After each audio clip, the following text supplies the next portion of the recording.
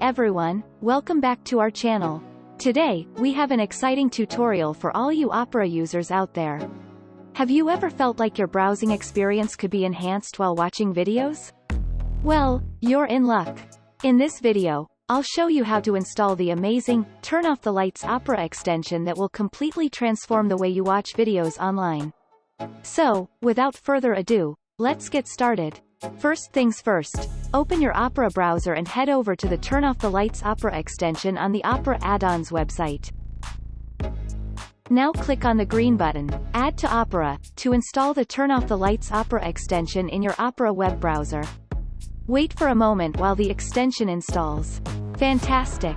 The Turn Off the Lights extension is now successfully installed in your Opera browser. But that's not all.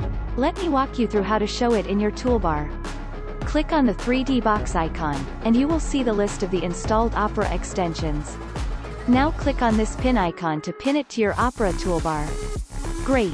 Now, when you are on any website, for example, on the New York Times, with a single click on the gray lamp button, it dims the web page.